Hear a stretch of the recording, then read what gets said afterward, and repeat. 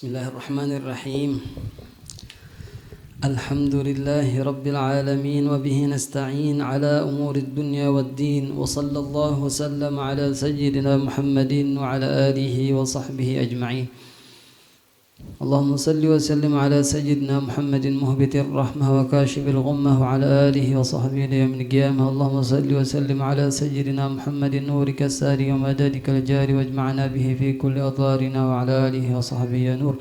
اللهم صل وسلم على مفتاح أبواب رحماتك سيدنا محمد وعلى آله وصحبه وأهل محبتك وطاعاتك وتدارك أمته بسريع إغاثاتك يا أرحم الراحمين.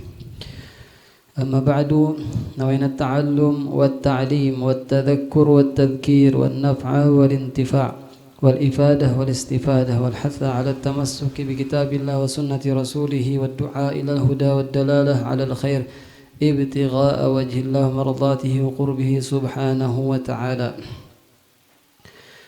يا فتاح يا عليم يا فتاح يا عليم يا فتاح يا عليم افتح علينا فتوح العارفين وزدنا علما ربي زدنا علما ربي زدنا علما ربي زدنا علما. اللهم إنا نسألك العلم لدنيا والمشرب الصافي الهني وهب يا غني. ربي اشرح لي صدري ويسر لي أمري واحلل عقدة من لساني يفقهوا قولي. Alhamdulillah, kita kembali berkumpul membaca, mengkaji, mempelajari hukum-hukum Allah Subhanahu wa taala. Mudah-mudahan dengan kita berkumpul di sini Allah Subhanahu wa taala terima amal ibadah kita. Allah jadikan kita sebagai orang yang haus daripada ilmu, orang yang rajin untuk menuntut ilmu, orang-orang yang bisa faham tentang agamanya Allah Subhanahu wa taala, sehingga kita masuk di dalam golongan orang-orang yang Allah taala kehendaki mereka mendapatkan kebaikan dari Allah Subhanahu wa taala. Kita kemarin pertemuan yang lalu membahas tentang pembatal wudu. Pembatal wudu itu ada 4. Yang pertama, hilang akal baik dengan tidur atau gila atau mabuk atau pingsan. Adapun tidur itu dikecualikan tidur yang orang yang duduk dan tetap tempat duduknya, pantatnya tidak terangkat. Meskipun dia tidurnya lama maka kada batal wudunya. Tapi kalau orang guring pantatnya terangkat seperti beraba, bagaimanapun keadaan tidurnya selain duduk, maka batal wudunya dengan sebab tidur, hilang akal tadi. Berbeda kalau ngantuk kada batal. Kemudian pembatal wudu yang kedua adalah yang pertama, kalau hilang akal yang kedua, yang pertama adalah keluar sesuatu daripada dua jalan, yaitu kemaluan muka dan kemaluan belakang. Dan yang keluar tadi, apapun itu yang keluar, walaupun cuma angin yang keluar, maka batal wudunya, takantut batal wudunya. Apalagi tepu cirit, nah lebih lagi. Meskipun kantutnya kada bau tetap batal.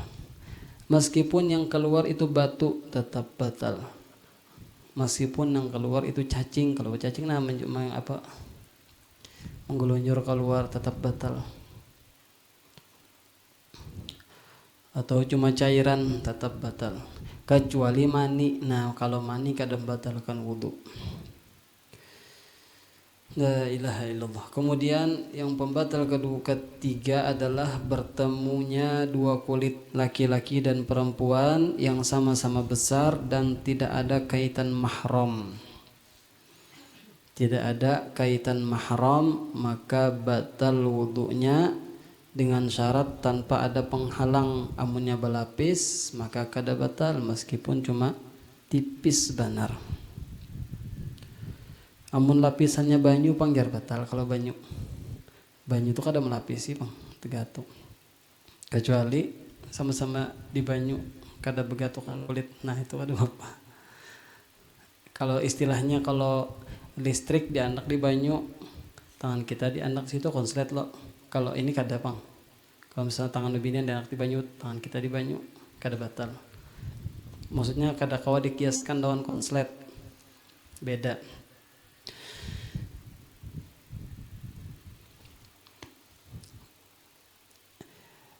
Berbeda kalau yang yang bertemu tadi kenanakan tegatu, kenanakan salami, kenanakan halus yang belum masuk umur syahwat, maka kada batal juga.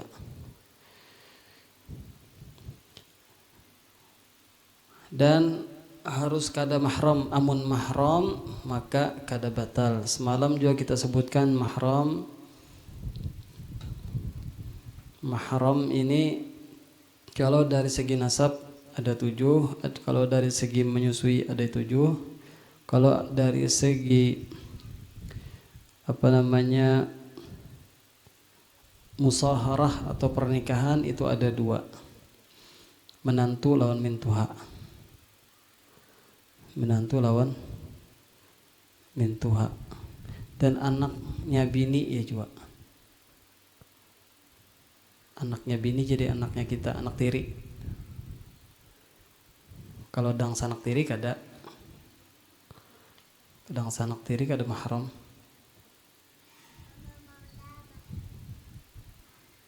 Iyalah. Dang sanak tiri kada mahram. Ya, pagambarnya dang sanak tiri. Abah kita kawin lawan bebinian nang sudah beranak. Nah itu dang sanak tiri kita. Beda kalau abah kita kawin dan bebinian lalu melahirkan anak, itu dang sanak saabah namanya. Atau abah mama kita kawin lawan nang lakian hanyar, itu dang sanak sauma.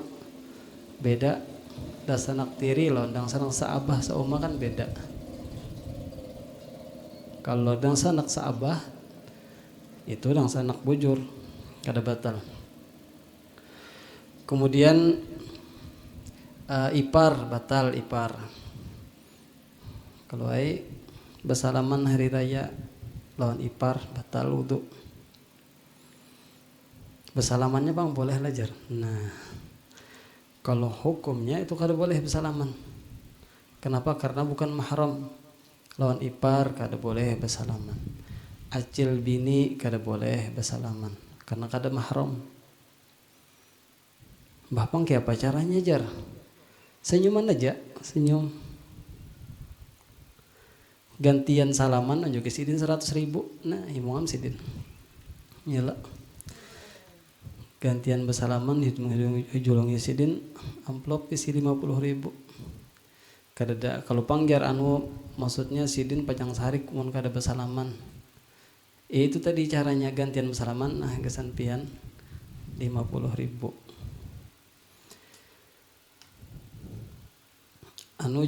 Sebagian kada bersalaman alasannya takutan batal wudu.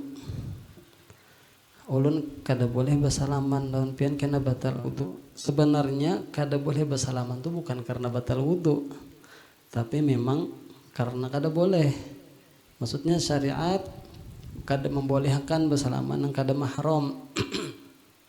Pernah Imam Muhammad bin Sa'id Al-Buti, beliau menerangkan masalah ini. Jasidin sebagian orang beralasan untuk tidak salaman, alasannya supaya kada batal.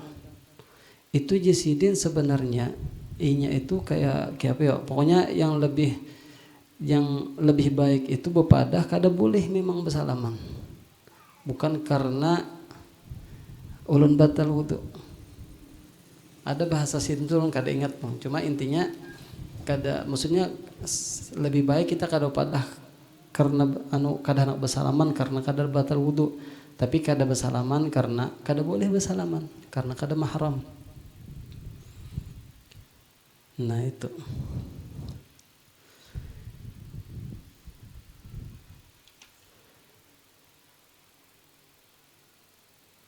Kemudian masalah pembatal yang selanjutnya yang keempat adalah mencapai kemaluan. mencapai kemaluan, baik kemaluan seorang atau kemaluan orang, itu batal wudu.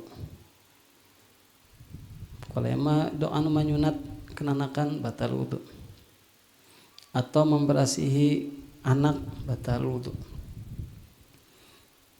Tapi yang membuat batal itu apabila menyentuhnya lawan telapak tangan. Tapi kalau menyentuhnya lawan belakang tangan maka kada batal. Bepaling gitu nah menggosok anak behera. Nah gitu.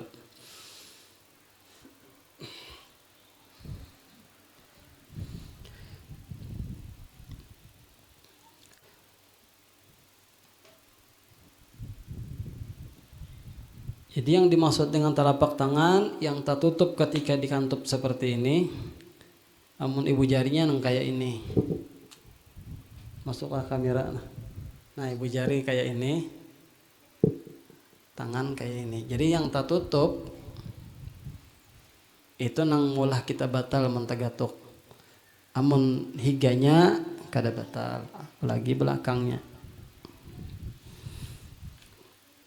Nah, masalah menggatuk kemaluan, yang menggatuk saja nang batal. Nang digatuk kada batal.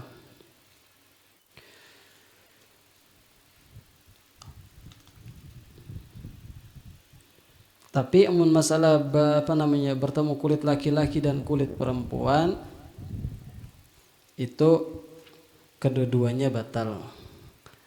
Baik menggatuknya tadi sengaja atau kada sengaja, baik menggatuknya bersyahwat atau kada bersyahwat, tetap batal. Tapi yakin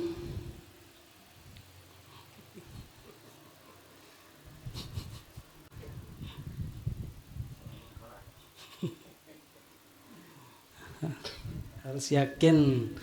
Namun kada yakin, oh tadi kayak tegatuk ya, menyerah-serah saja kayaknya tegatuk kukupang ya, berarti kada yakin. Tegatuk kulit, nah kulit lah, kalau kulku rambut kada batal, kuku bini tegatuk, nah gitu kada batal. Rambut bini, gigi bini kada batal, tapi bibirnya batal.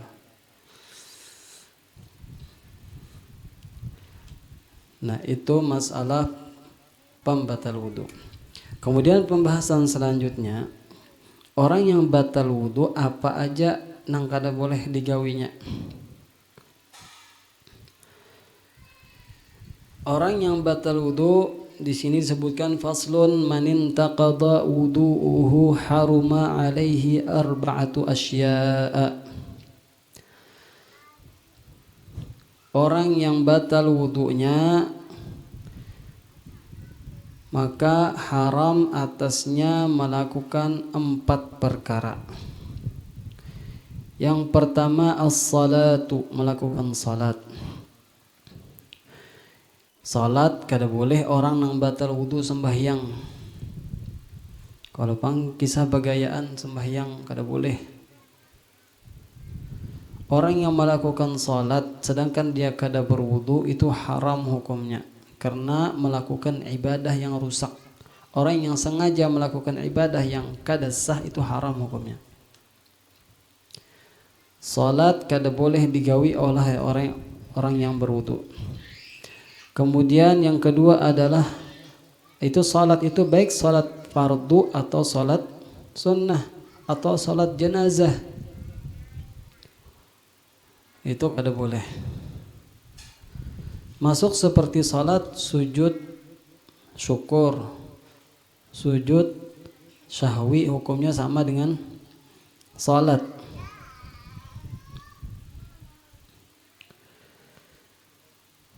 Jadi harus salat. Apa itu sujud syahwi? Sahwi. Sujud sahwi itu sujud sahwi. Bukan sujud sahwi. Sujud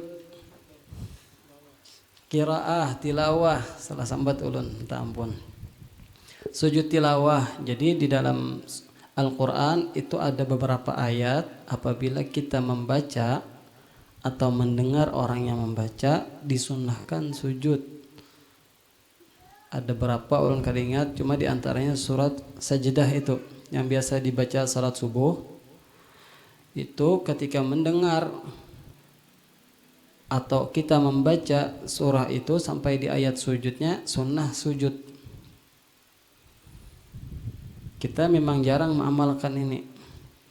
Tapi kalau pun duduk lawan babuhan santri itu sujudan buhannya tuh. Meskipun di dalam sholat atau di luar sholat, sunnah sujud. Caranya, nah itu caranya perlu. Caranya biasanya kalau kita sujud, tutup Qurannya kan atau pingguti, langsung pas duduk tuh takbir Allahu Akbar, langsung sujud. Sujud sekali aja. Duduk langsung salam. Bacaannya bang terserah aja, subhanallah bihamdihi, subhanallahil azim bihamdihi misalnya. Atau yang biasa dibaca panjang bang. Nah itu sujud tilawah. Adapun sujud syukur itu ketika kita mendapatkan hal yang menyenangkan hati. Misal tiba-tiba dapat hadiah mobil, baudu sujud syukur. Sebagian orang kata baudu langsung sujud. Sujud syukur kayak salat juga. La ilaha illallah.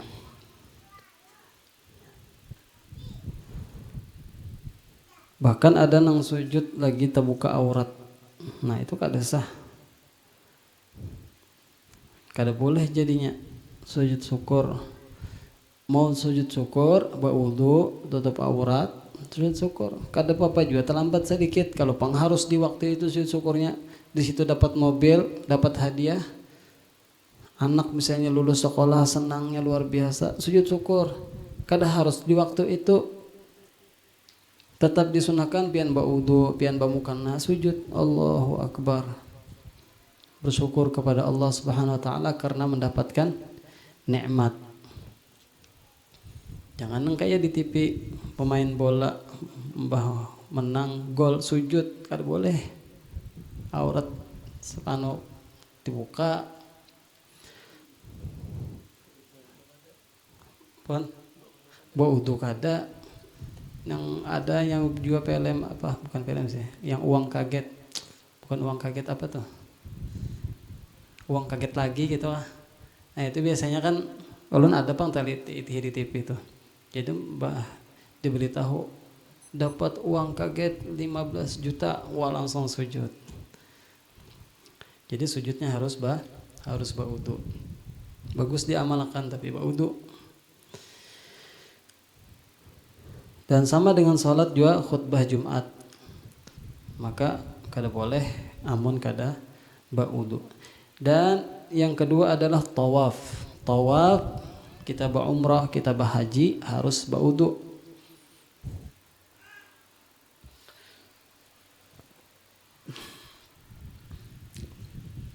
Kemudian wa massul mushaf. Massul mushaf adalah menjapai mushaf. Menjapai mushaf itu harus berwudu. Menjapai mushaf harus berwudu. Menjapai Quran. Mun nimaiti Quran tak gugur pangjar. Pacang terjejak-jejak, amunnya kada sampat lagi berwudu langsung diambil akan. Atau misalnya maiti Quran pacang terbakar langsung diambil. Kada bisa menunggu berwudu habis Qurannya terbakar. Atau min sempat bertayamum, tahu caranya. Kini kita pacang belajar cara tayamum. Ambil Qurannya, anda ke atas, misalnya pacang terjajak kenanakan langsung anda ke atas. Tergugur. Itu dalam keadaan darurat boleh meskipun kada berwudu. Tapi kalau dalam keadaan biasa kada darurat, maka syaratnya menjapai Al-Quran itu harus berwudu. Qurannya atau kulitnya atau nang apa namanya yang penghalang itu nang kainnya tuh tetap kada boleh juga dicapai.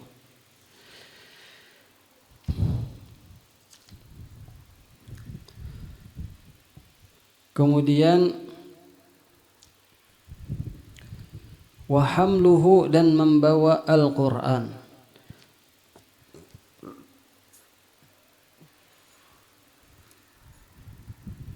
Membawa Al-Qur'an itu juga kada boleh. Bapang kiapa jar membawa Al-Qur'an pasti mencapai, kada mesti. Bisa jadi pian anak di tas dalam keadaan berwudu. Habis itu pian bawa Qur'annya. Kada boleh pun kada berwudu. Wudulah dulu jar, wudu. Tapi ada pengecualian ketika di dalam tas itu ada barang lain yang kita bawa juga. Saat situ ada pulpen, ada buku yang kita perlukan, kita bawa. Nah, dengan dia yang kita maksud semunyaan tadi, maka boleh kita bawa tasnya meskipun kada berwudu. Tapi dengan syarat yang kita maksud semunyaan atau benda selain Qur'annya aja. Tapi yang kalau kita misalnya membawa Al-Qur'an dalam tas, tapi yang kita maksud adalah Qur'annya aja, tetap kada boleh. Supaya mengawani Qur'an jar. Tapi kita kada butuh lawan itu misalnya, kada boleh tetap. Si tas ada Qur'annya, yang kita perlukan Qur'annya aja, yang kita maksud Al-Qur'annya aja, kita tambahi lawan yang lain. Tapi kalau kita tambahi lawan yang lain, tapi kita perlu juga memang hendak membawanya, boleh.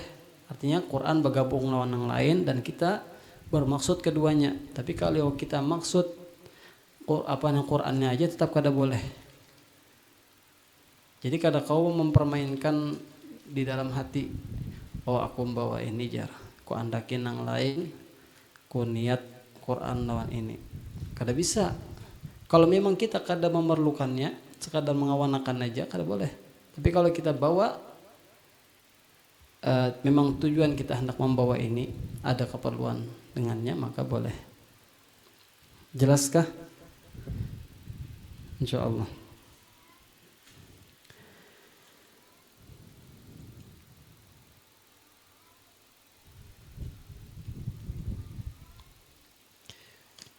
Dan itu bagi orang yang batal wudu. Adapun bagi orang yang berhadas besar seperti junub, orang yang junub habis keluar mani atau habis bersenggama lawan suami istri, maka ada tambahannya. Selain yang 4 ini, salat, tawaf, mencapai Al-Qur'an dan membawa Al-Qur'an, ada tambahannya, bagana di masjid kada boleh. Orang junub bagana di masjid kada boleh. Di masjid, bukan di higa masjid. Kalau di higa masjid belapak kada apa-apa. Di masjid yang kada boleh.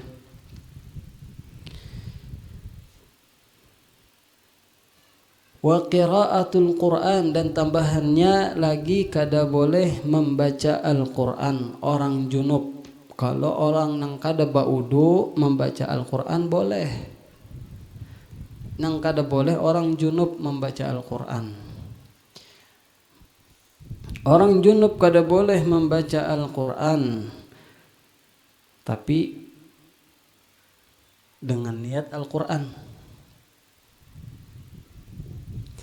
Kalau misalnya berniat gasan membaca zikir, contoh biasanya pian masuk rumah membaca qul huwallahu ahad, mengamalkan amalan sugih, baca qul huwallahu ahad 3 kali. Itu zikir. Meskipun pian dalam keadaan junub atau haid, itu boleh pian baca. Kenapa? Karena itu niatnya zikir. Atau membaca wiritan, wirdul latif, ada qul huwallahu ahadnya 3 kali, qul a'udzu birabbil falaqnya 3 kali. Itu zikir. Boleh membaca dengan niat zikir, atau membaca dengan niat menjaga diri, seperti keluar rumah membaca ayat kursi supaya terjaga diri. Itu boleh. Bukan niatnya membaca Al-Qur'an, tapi niatnya mengamalkan zikir tadi untuk menjaga diri.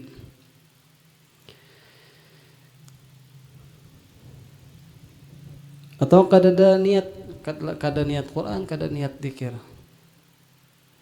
Itu biasa membaca-baca gitu nah. Kada apa-apa juga. kada ada niatnya.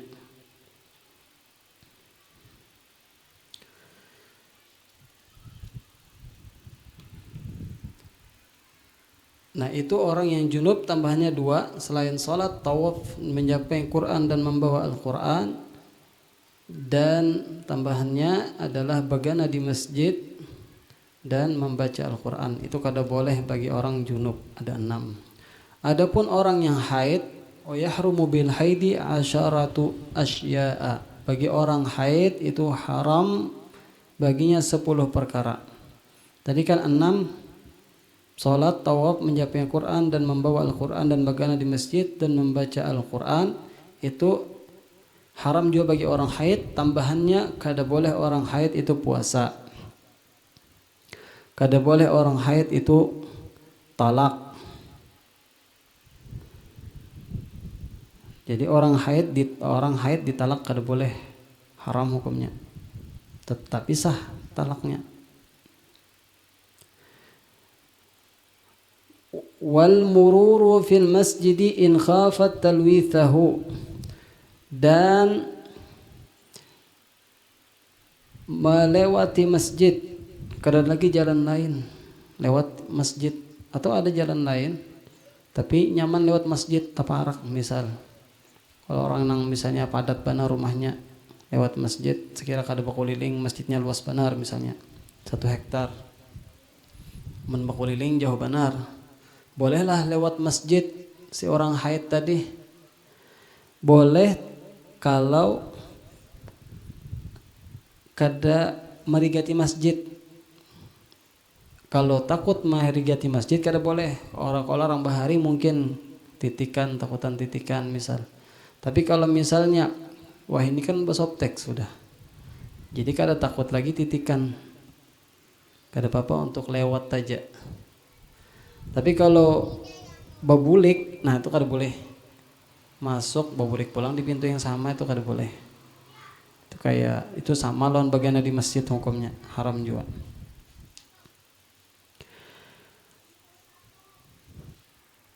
Kemudian tambahannya lagi nang kada boleh walistimta'u bima bainas surrati warrukbah, dan banyaman-nyaman dengan sesuatu yang antara pusat dan lutut. Banyaman-nyaman antara pusat dan lutut itu kada boleh bagi orang yang haid. Jadi tetap diparaki aja bini,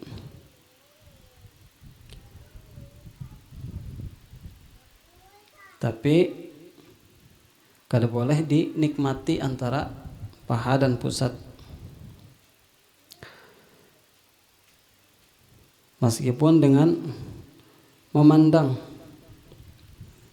karena memandang itu bisa memancing syahwat atau mencapai tanpa ada lapisan. Kalau berlapis kada apa-apa. Selain haram bagi istri, haram juga bagi suami memaraki.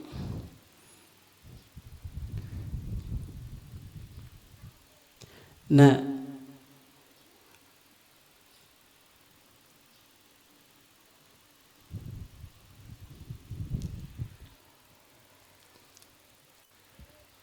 haram juga bagi suami.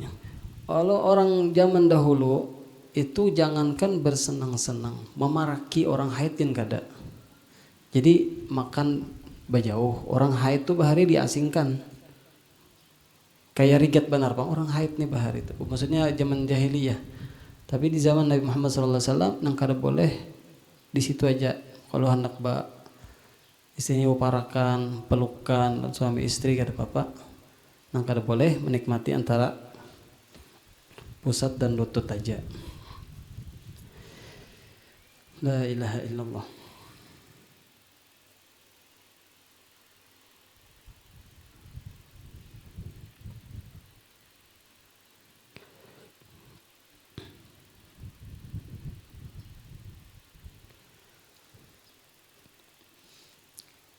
Dan keharaman ini kada boleh dilakukan sampai dia mandi. Perempuan haid tadi sampai mandi atau bertayamum. amun kada kau mandi.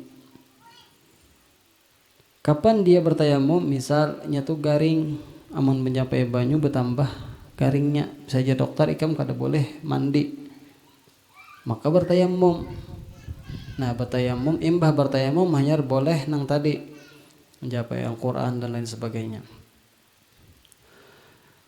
Illa as-sawma wat talaqa fayahillani bil inqita'i, kecuali puasa dan talak meskipun sebelum mandi maka halal. Yang penting haidnya terputus. Haidnya terputus meskipun belum mandi. Misal babinian tuntung haid misalnya suci jam 3 subuh. Langsung aja baniat baniat apa? Puasa. Meskipun belum mandi tetap sah puasanya. Tetap sah puasanya.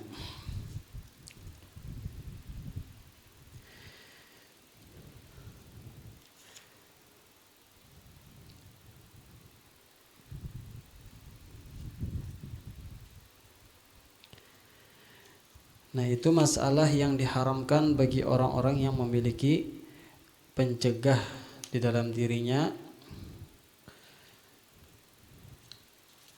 Di sini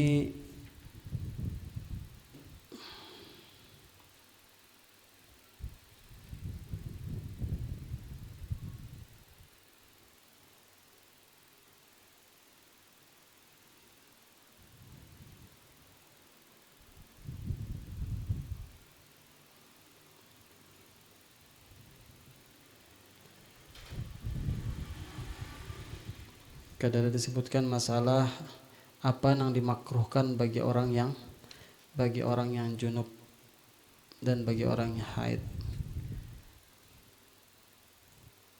Orang yang junub kada boleh seperti kayak makan, minum sebelum berwudu. Jadi orang junub imbah junub misalnya jangan makan, jangan minum kecuali setelah membasuh kemaluannya dan berwudu, baru hilang makruhnya. Insyaallah kita akan ulangi lagi di pertemuan yang akan datang. Dan pertemuan yang akan datang kita akan membahas masalah tayamum. Nah jarang nih orang tahu tentang tayamum. Kita belajar tayamum. Alhamdulillah pang kita di Muara Kintab nih kada bisa tak putus banyu.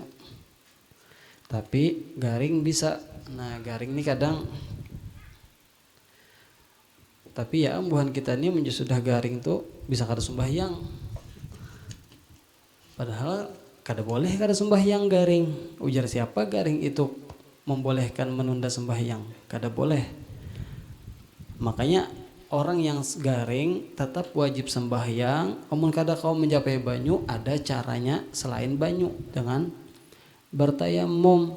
Nah, bagaimana caranya bertayamum dan sebab-sebabnya apa? Insyaallah kita akan membahasnya di pertemuan yang akan datang. Mudah-mudahan Allah Subhanahu wa taala panjangkan umur kita dalam keadaan sehat walafiat, dalam keadaan senang melakukan kebaikan, dalam keadaan mengambil kesempatan di bulan Rajab ini untuk mendekatkan diri kepada Allah Subhanahu wa taala, membersihkan hati, meminta ampun kepada Allah Subhanahu wa taala. Amin amin ya rabbal alamin. Mudah-mudahan Allah luaskan rezeki kita yang halal, Allah lunaskan utang kita, Allah angkat bala daripada kampung kita, Allah Ta'ala mudahkan segala urusan kita, Allah berikan kita kesempatan untuk dapat berhaji dan berumrah, dan Allah Subhanahu wa taala berikan kepada kita dan keluarga kita keberkahan apapun yang Allah Ta'ala berikan kepada kita, karena segala yang berkah itu nyaman meskipun sedikit. Nah, jadi itu doa kita kepada Allah Subhanahu wa taala. Amin amin ya rabbil alamin. Nasallallahu Subhanahu wa taala yaftah alaina futuhal arifin warzuqna fahman nabiyyin wa hifdzal mursalin wa ilham al malaikatil muqarrabin wa yusur bidzalika qalbal habib sallallahu alaihi wasallam wa yaghfir lana wa li masyayikhina wa alimina wa dhawil fuqarina ajma'in ala hadhihi niyyah wa ala kulli niyyatin salihah wa ila hadratin nabiy Muhammad sallallahu alaihi wa ala alihi wa sahbihi wasallam. Al-Fatihah.